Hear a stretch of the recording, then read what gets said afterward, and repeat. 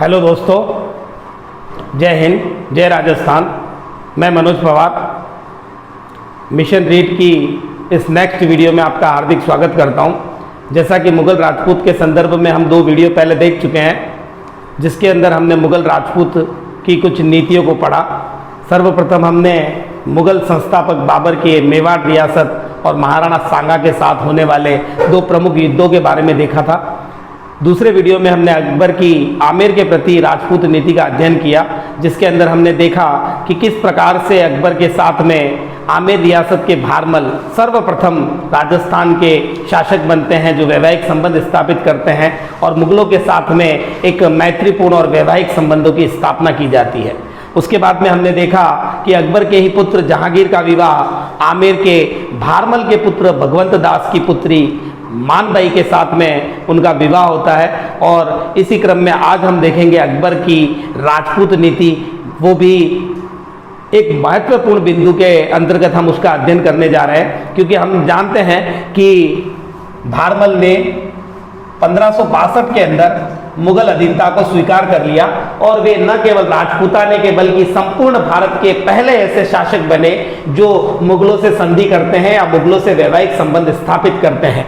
तो 1562 में ही फरवरी 6 के दिन, फरवरी 6 1562 में सांबर झील के किनारे पर अकबर और हरकाबाई का विवाह आयोजित किया जाता है। यह विवाह ऐतिहासिक दृष्टि से बहुत महत्वपूर्ण है, क्योंकि ये मुगल राजपूत संबंधों को एक नया आयाम प्रदान करता है। इसको अपनाते हुए काफी सारे ऐसे राजवंश रहे जिन्होंने मुगलों के साथ वैवाहिक संबंध स्थापित किए, लेकिन इसकी शुरुआत जो हुई है आमेर के कछवाहा वंश और शासक भारमल के द्वारा की गई।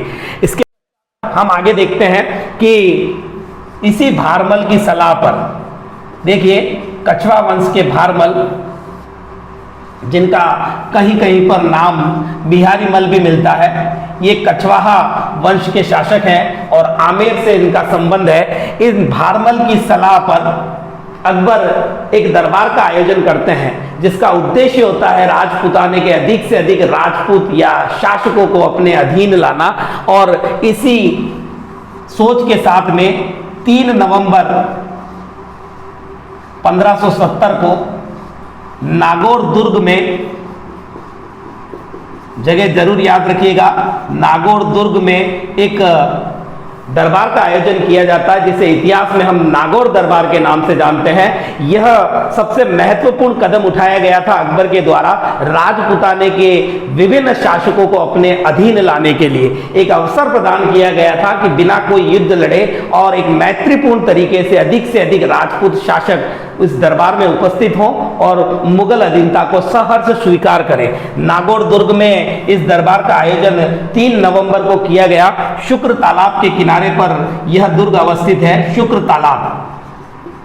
अब नागौर दुर्ग के बारे में कुछ महत्वपूर्ण तथ्य मैं आपको बताना चाहूंगा। ये जो नागौर दुर्ग है, इसका निर्माण कैमास के द्वारा करवाया गया था। कैमास, और ये कैमास कौन है? ये कैमास सामंत हैं। और ये कैमास किसके सामंत है? पृथ्वीराज चौहान तृतीय के, पृथ्वीराज चौहान तृतीय के सामंत हैं कैमास, जिनके द्वारा इस नागौर दुर्ग का निर्माण करवाया गया। और इसी कैमास की आगे चल करके पृथ्वीराज चौहान द्वारा हत्या करवा दी जाती है। वो विषय अलग रहेगा, लेकिन आपके नोटिस के लिए मैंने ये छोटी सी जानकारी आपको प्रदान कर दी है। तो पृथ्वीराज चौहान तृतीय के सामंत कैमास द्वारा ये जो दुर्ग निर्मित करवाया गया, इस दुर्ग को 2007 का एक्सीलेंस अवार्ड भी मिला है। एक्सीलेंस अवार्ड,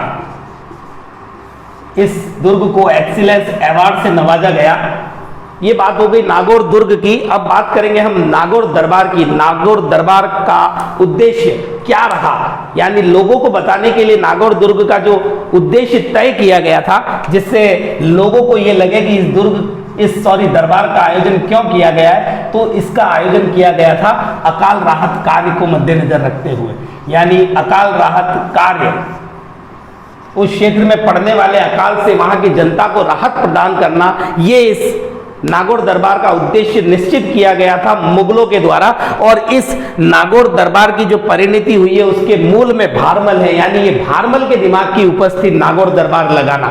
और लेकिन इस दरबार का मुख्य उद्देश्य अगर पूछा जाए, मूल उद्देश्य क्या था, तो राजपुताने के यानी राजपुताने के राजवंशों को, राजाओं को अपने अधीन लाना, राजाओं को मुगल अधीनता में लाना, मुगल अधीनता, ये मुख्य उद्देश्य था इस दरबार का। देखिएगा विधिवत रूप से मुगल दरबार का आयोजन किया गया और बहुत से विभिन्न रियासतों के शासक वहां उपस्थित हुए। कौन कौन उपस्थित हुआ और किस किस राजा का क्या क्या रोल रहा, इसके बारे में हम चर्चा करेंगे। देखते हैं आगे।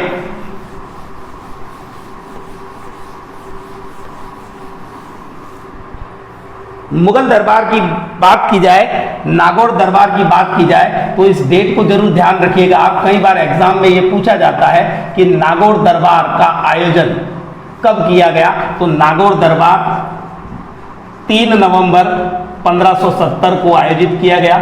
इस नागौर दरबार के पीछे किसकी सोच थी या मूल में कौन सा व्यक्ति था, तो वो भी आपको ध्यान रखना है। भारमल कछवा।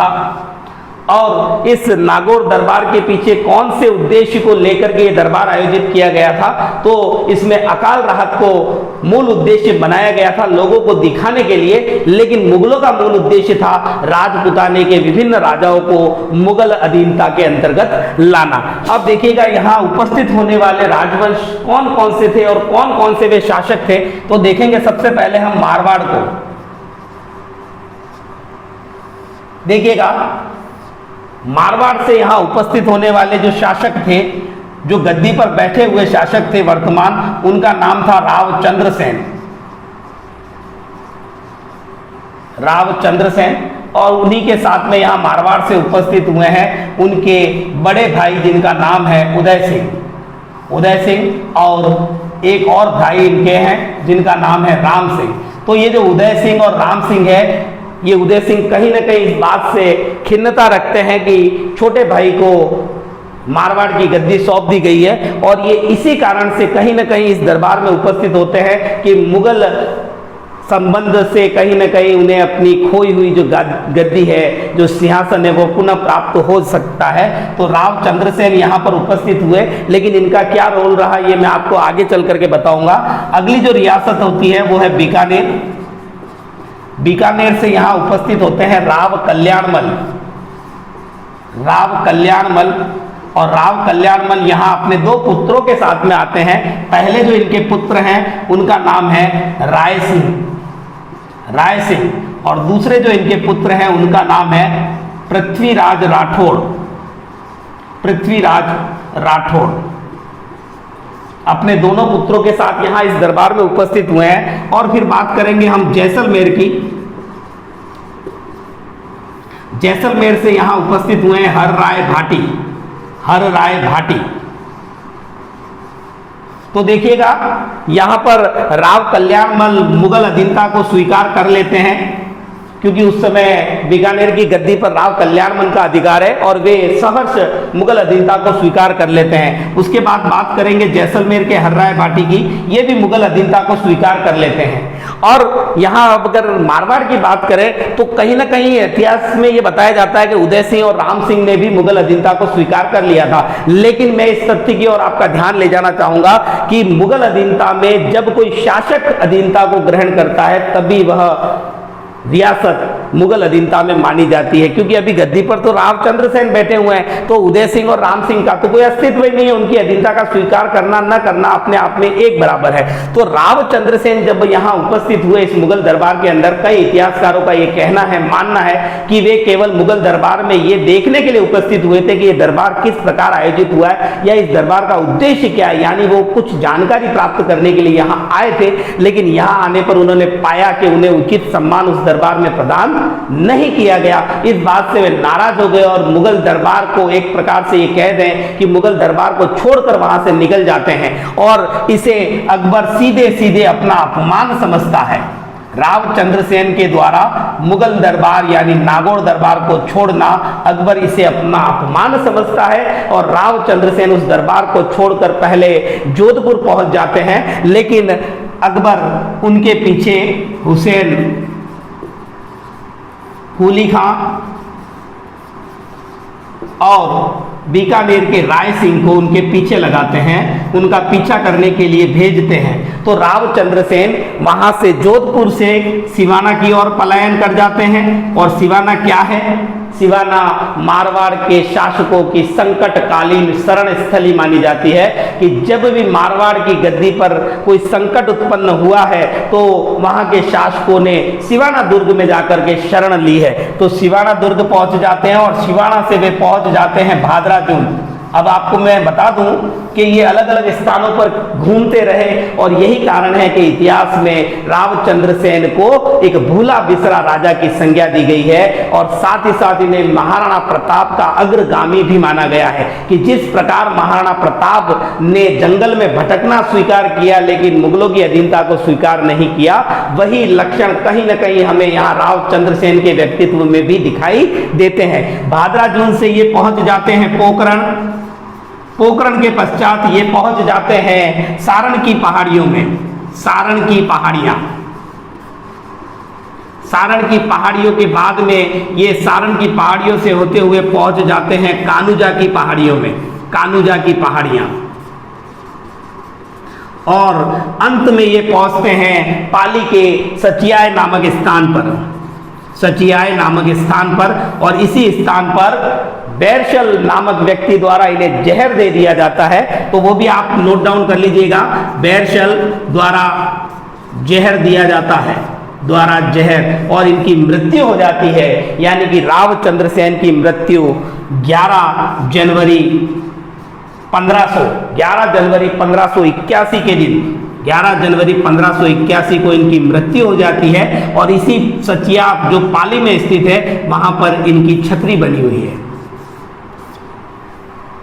ये रहती है बात मारवाड़ के रावचंद्र सेन की। रावचंद्र सेन मुगल दरबार में, नागौर दरबार में उपस्थित होते हैं, और लेकिन वहां उचित सम्मान न पाकर के उस दरबार का त्याग करके वहां से निकल जाते हैं। और फिर उनके पीछे अकबर हुसैन कुली खां और राय सिंह को भेजते हैं, और उन्हीं से बचते बचते वे अलग अलग स्थानों से होते हुए अंत में सचिया पाली पहुंचते हैं, जहां उनकी मृत्यु हो जाती है और वहीं पर उनकी छतरी बनी हुई है। तो रावचंद्र सेन जो मारवाड़ के शासक थे, उसके पश्चात बात आती है उदय सिंह की और राम सिंह की। देखिएगा, ये भी बहुत एक इंटरेस्टिंग बात है कि जब राय सिंह, बीकानेर के शासक राय सिंह अकबर के कहने पर रावचंद्र सेन का पीछा करते हैं, तो उसके पश्चात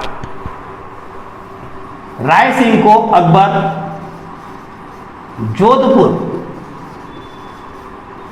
जोधपुर का एक प्रकार से कह दीजिए इंचार्ज नियुक्त कर देते हैं।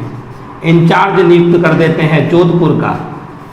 और उसके बाद में आगे के क्रम में हम देखेंगे कि 1581 से लगाकर 1583 तक जोधपुर को अकबर द्वारा खालसा घोषित कर दिया जाता है। खालसा 1581 से 83 तक जोधपुर को एक खालसा घोषित कर दिया जाता है। और खालसा का शब्द ऐसा होता है जिसका कोई निश्चित स्वामी ना हो और वो सीधे मुगलों के अधीनस्थ जो क्षेत्र माना जाता है उसको कहते हैं खालसा। तो इस प्रकार से जोधपुर मुगलों के काल में 2 बार खालसा घोषित किया गया। पहली बार अकबर के द्वारा और दूसरी बार औरंगजेब के द्वारा। जब औरंगजेब के सम्मुख वहां जसवंत सिंह का शासन था, और जसवंत सिंह की मृत्यु के पश्चात जब उनका अल्पायु पुत्र अजीत सिंह अभी गद्दी पर बैठने योग्य नहीं हुआ था, तब मौका पाकर के औरंगजेब ने जोधपुर को खालसा घोषित किया था। और यहीं पर 1583 में रावचंद्र सेन के ज्येष्ठ भ्राता जिनका नाम है उदय सिंह, उन्हें मोटा राजा की उपाधि देकर उदय सिंह को जोधपुर का विधिवत शासक नियुक्त कर दिया जाता है अकबर के द्वारा। तो यहां बात आपको मारवाड़ के संदर्भ में मेरे हिसाब से समझ में आ गई होगी। रावचंद्र सेन का रोल नागौर दरबार में क्या रहा और वो किस तरह से एक स्थान से दूसरे स्थान पर होते हुए अंत में सचिया पाली में उनकी मृत्यु हो जाती है, और उसके बाद में किस प्रकार उनके ज्येष्ठ भ्राता जिन्हें मोटा राजा की उपाधि अकबर द्वारा प्रदान की गई, और उसके पश्चात वो किस प्रकार जोधपुर की गद्दी पर आसीन होते हैं। अब बात करेंगे हम बीकानेर की। बीकानेर के शासक राव कल्याणमल, और राव कल्याणमल के 2 पुत्र पुत्र है राय सिंह और पृथ्वीराज राठौड़। ये राय सिंह वही राय सिंह है जिनके बारे में मैंने आपको आमेर के मान सिंह को पढ़ाते समय जिनका जिक्र किया था कि अगर अकबर का दूसरा सबसे विश्वस्त व्यक्ति अगर राजपूतों में कोई था तो वो था राय सिंह। इन्हें अकबर द्वारा 6 हजारी मनसब प्रदान था। अकबर ने मान सिंह को 6 हजारी मनसब प्रदान किया था और ये मान सिंह के बाद में अकबर के दूसरे सबसे विश्वस्त राजपूत व्यक्ति थे। और बात करेंगे हम पृथ्वीराज राठौड़ की। पृथ्वीराज राठौड़ एक राजपूत शासक होने के साथ साथ एक बहुत बड़े साहित्यकार थे और ये कह सकते हैं कि पश्चिमी राजस्थान का सबसे पहला अगर कोई ग्रंथ लिखा गया है तो वो पृथ्वीराज राठौड़ द्वारा लिखा गया है। अकबर ने पृथ्वीराज राठौड़ की इस कला को पहचाना, साहित्य की कला को पहचाना और उन्हें ये कहा कि आप गागरोन के दुर्ग में चले जाइए। यानी पृथ्वीराज राठौड़ को अकबर ने कहाँ भेज दिया? झालावाड़ जिले में स्थित गागरोन के दुर्ग में, गागरोन का दुर्ग। और यह राजस्थान का वह एकमात्र दुर्ग है जो जल दुर्ग की श्रेणी में आता है। काली सिंधी और आहू नदी के तट पर बना हुआ यह दुर्ग, तो यहाँ गागरोन दुर्ग में भेज दिया जाता है पृथ्वीराज राठौड़ को और यहीं पर ये अपनी प्रसिद्ध रचना वेली किशन रुक्मणी की रचना करते हैं। रुक्मणी, वेली किशन रुक्मणी की रचना करते हैं और इसी रचना को आगे चल करके इटली से आया हुआ एक भाषा प्रेमी जिसका नाम है टेल्सीतोरी, याद रखिएगा नाम टेल्सीतोरी, टेल्सीतोरी जो इटली से आते हैं और ये बीकानेर में महाराजा गंगा सिंह के समय में पहुंचते हैं। ये भी ध्यान रखिएगा, बीकानेर के शासक गंगा सिंह, बीकानेर के शासक गंगा सिंह। और ये गंगा सिंह वही गंगा सिंह है जिन्हें राजपूताने में, आधुनिक राजपूताने का भागीरथ कहा जाता है, जिनके प्रयासों से गंग नहर राजस्थान में प्रविष्ट हुई। ये वही गंगा सिंह है जिन्होंने काफी सारे ऐतिहासिक ऐसे कृत्य किए हैं जो राजपूताने में इनको एक विशेष महत्व प्रदान करते हैं। ये वही गंगा सिंह है जिनके बारे में एक छोटी सी घटना जो बहुत ज्यादा विश्व प्रसिद्ध हुई। एक बहुत महंगी कार जो विदेशी कंपनी बनाती थी और जब इनके रूप को देख करके वहां कंपनी ने उन्हें कार देने से मना कर दिया था, तो उसी कार को इन्होंने बीकानेर में कचरा उठाने के लिए रखा था। ऐसे ये गंगा सिंह उनके समय में टेल्सीतोरी इटली से यहाँ पहुंचते हैं और वेली किशन रुक्मणी के ग्रंथ के ऊपर अपना शोध करते हैं। और वेली किशन रुक्मणी के संदर्भ में ये पृथ्वीराज राठौड़ को कहते हैं कि आप तो डिंगल के हीरोज हो। डिंगल के हीरोज की उपाधि, डिंगल के हीरोज की उपाधि पृथ्वीराज राठौड़ को किसने दी? ये बहुत अच्छा प्रश्न बनकर के आता है रीट के लिए।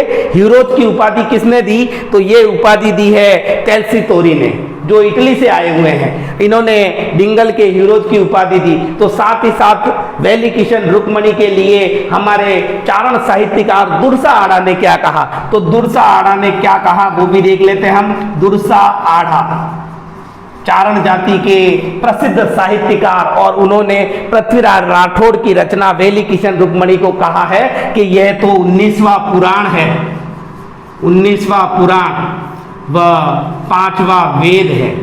क्योंकि हम जानते हैं वेदों की संख्या 4 है, तो इन्होंने उसकी तुलना वेद से की है कि ये 5वां वेद और 19वां पुराण है। ये किसने कहा? ये प्रश्न पूछा जाए तो इसका सीधा सा उत्तर आता है दुर्सा आड़ा। और एक व्यक्ति और हुए हैं जिनका नाम है नथमल जोशी। नथमल जोशी, नथमल जोशी ने टेल्सीतोरी के लिए क्या कहा? तो टेल्सीतोरी को 2 उपाधियों से विभूषित किया या उनके लिए 2 उपनामों की उन्होंने बात कही। 2 उपनाम क्या कहे हैं? उनको कहा है टेल्सीतोरी को टिब्बोरा मसीहा, टिब्बोरा मसीहा, और दूसरा जो उपनाम दिया है धोरारा धोरी, धोरारा धोरी। अब देखिएगा यहां पर आप, दुर्सा आड़ा ने 19वां पुराण और 5वां वेद किसे कहा? वेली किशन रुक्मणी को।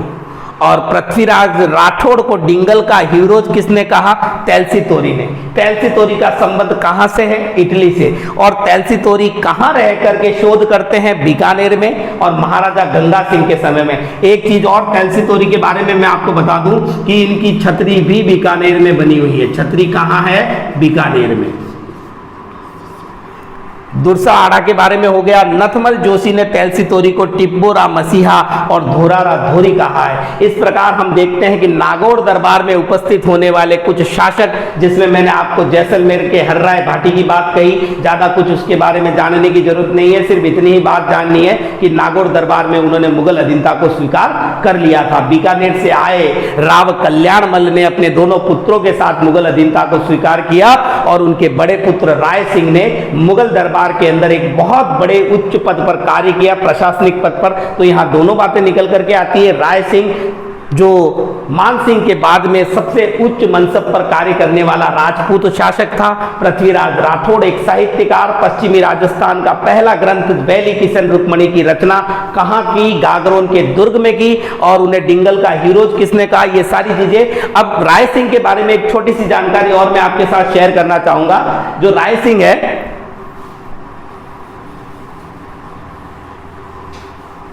राय सिंह मान सिंह के पश्चात दूसरे विश्वस्त व्यक्ति अकबर के। और देखिएगा राय सिंह के बारे में वैसे तो बहुत सारी चीजें हैं, जब हम राजवंशों को पढ़ेंगे तब डिटेल में मैं आपको बताऊंगा। सिर्फ एक चीज ध्यान रखिएगा, राजस्थान में मरुस्थलीय भाग में पाए जाने वाला एक छोटी सी झाड़ी या पादप होता है जिसको कहते हैं फोग। राजस्थानी भाषा में कहते हैं उसे फोग। एक कंटीली सी झाड़ी होती है। और जब राय सिंह को मुगल दरबार के द्वारा दक्षिण भारत की ओर भेजा जाता है तो वहां बुरहानपुर में इनकी मृत्यु होती है। अंतिम समय में ये बुरहानपुर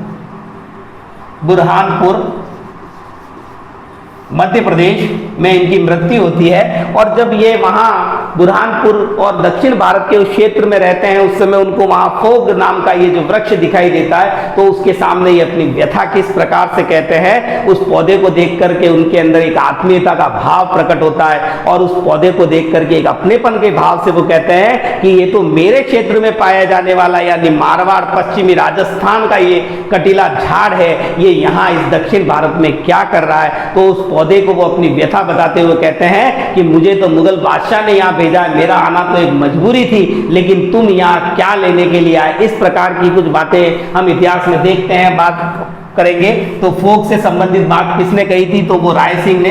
ये 6000 मनसब एक इंपॉर्टेंट फैक्ट है। तो आप लोगों को मेरे हिसाब से नागौर दरबार की घटना अच्छे से समझ में आ गई होगी कि नागौर दरबार के साथ में हमने क्या क्या चीजें क्लियर की। मारवाड़ के शासक जिनका संबंध मुगलों से कैसा रहा, बीकानेर के शासकों का कैसा रहा, और राव चंद्रसेन के बारे में बहुत इंपॉर्टेंट बात यही रहेगी कि उन्हें इतिहास के अंदर भूला बिसरा राजा, ये जरूर देखिएगा, भूला बिसरा राजा, राजपुताने का भूला बिसरा राजा, या उसे कह सकते हैं प्रताप का अग्रगामी, प्रताप का अग्रगामी, इन कुछ उपनामों से भी जाना जाता है। प्रताप का अग्रगामी किसे कहते हैं? राव चंद्रसेन को, जिनका संबंध मारवाड़ से है। इस तरीके से हम देख सकते हैं कि नागौर दरबार के साथ साथ हमारा ये जो टॉपिक नागौर दरबार का है, इसे हम यहीं पर क्लियर करेंगे, यहीं पर खत्म करेंगे।